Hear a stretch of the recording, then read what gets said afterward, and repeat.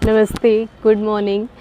आज और एक बहुत प्यारी सी कहानी के साथ मैं आप लोगों के साथ में उपस्थित हूँ। तो अभी नवरात्रि के माता जी के बहुत अच्छे दिन हम लोगों ने सेलिब्रेट किए, और जैसे कि हम जानते हैं कि आज हमारे लिए दशहरा पर्व हम लोग मनाएंगे। तो रावण से ही जुड़ी एक कहानी मेरे जहन में आ रही थी, तो मैंने सोचा क्यों ना मैं आप लोगों से शेयर करूं।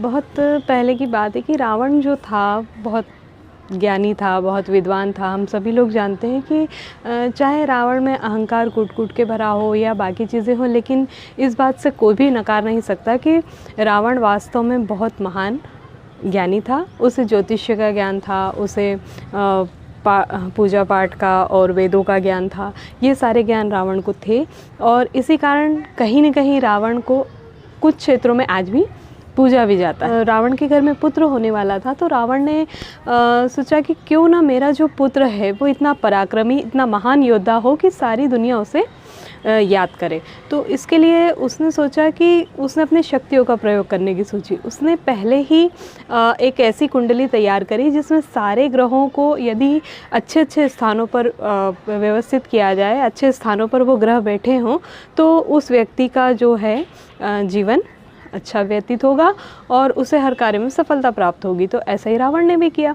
रावण ने एक बढ़िया सी कुंडली तैयार करी और सारे 9 ग्रहों को आदेशित किया कि आप लोग इस स्थान पर विराजमान होंगे मेरे पुत्र की कुंडली में। अब चूँकि रावण तो बहुत बलशाली था, रावण को कोई मना नहीं कर सकता था उस समय, तो रावण ने सारे 9 ग्रहों को बंदी बना लिया कि ऐसा ना हो कि पुत्र के जन्म के समय तक ये लोग पलट जाएं या इनकी मंशा पलट जाए और ये लोग अपना स्थान बदल लें।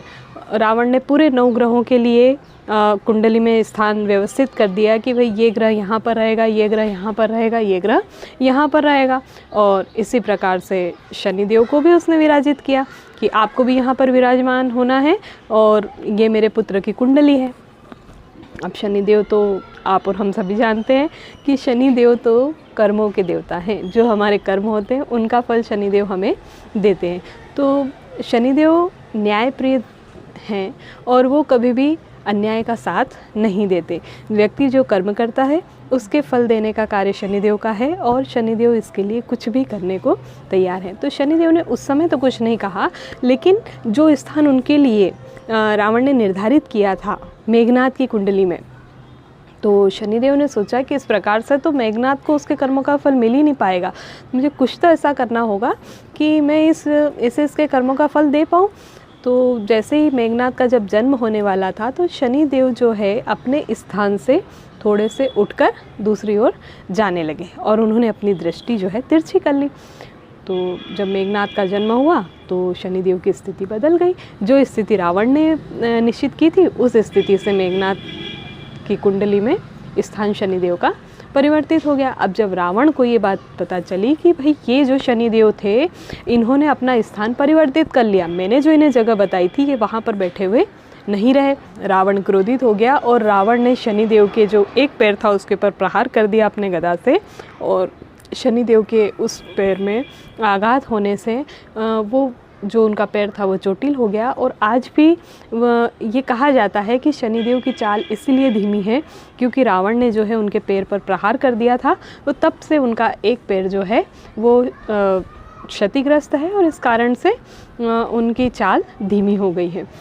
तो ये है कर्मों का फल। व्यक्ति चाहे जो भी कर ले अपने कर्मों से भाग नहीं सकता, और शनि देवता इस चीज़ को कभी भी नज़रअंदाज नहीं करते।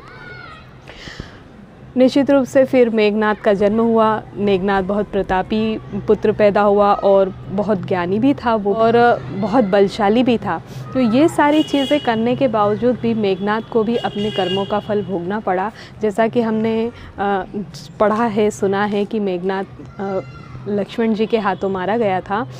मेघनाद ने भी अपने जीवन में इंद्र देवता को पराजित किया, उसने भी कई बड़े योद्धाओं को हराया। निश्चित रूप से मेघनाद भी बहुत बलशाली था, और चूँकि उसने इंद्र भगवान को पराजित किया था इसलिए भगवान ब्रह्मा ने उसका नाम इंद्रजीत भी दिया था। तो उसमें एक चीज़ और सबसे बड़ी अच्छी ये थी कि मेघनाद बहुत बड़ा पितृभक्त था। तो पूरी कहानी से कहने का तात्पर्य ये है कि हम चाहे जो भी कर ले, कर्मों का फल तो मिलकर ही रहता है और इस कार्य को शनि देवता कभी भी नज़रअंदाज नहीं करते, चाहे हम कुछ भी उसका उपाय कर लें। तो ये थी आज की छोटी सी कहानी जो रावण से जुड़ी हुई थी। आशा है आप लोगों को पसंद आई होगी। धन्यवाद।